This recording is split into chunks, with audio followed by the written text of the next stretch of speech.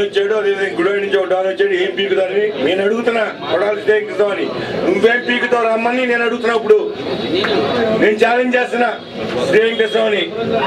చంద్రబాబు నాయుడు పోటీ చేయవసలా రా. రేపు షర్మిలమ్మని పంపుతావో, విజయమ్మని పంపుతావో, జగన్మోహన్ రెడ్డిని పంపుతారో ఎవరన్నా పంపించు. తొడగొట్టి గెలిపిస్తాను ఇక్కడ. ఏం గెలిస్తే ఖచ్చితంగా. అంతేగాని చంద్రబాబు నాయుడు అసలు ఈ ముగ్గురులో ఎవరు తెచ్చుకుంటావు, ఆ ముగ్గురులో ఎవరు తెచ్చుకుంటావు తెచ్చుకో. సత్తా చూపిస్తామని చెప్పి హెచ్చరిస్తున్నా. అంతేగాని ఇవాళ 9 కేసులు ఇవాళ ఈ 10 సంవత్సరాల్లో ఆయనకు చేసిన ఘనకారు. ఒక శాసనసభ్యుడిగా ఉంటూ 9 కేసులు ఉన్నాయి.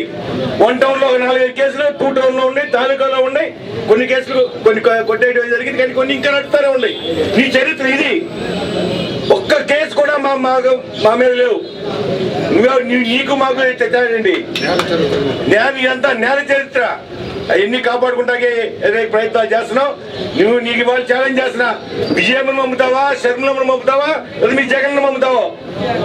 నా మీద పోటీ పెట్టు. గెలిస్తే నువ్వు గుడాడు వదిలేసి వెళ్ళిపోతాను. ఛాలెంజ్ చేస్తున్నాను కొడాలి శ్రీకృష్ణ చెప్పి.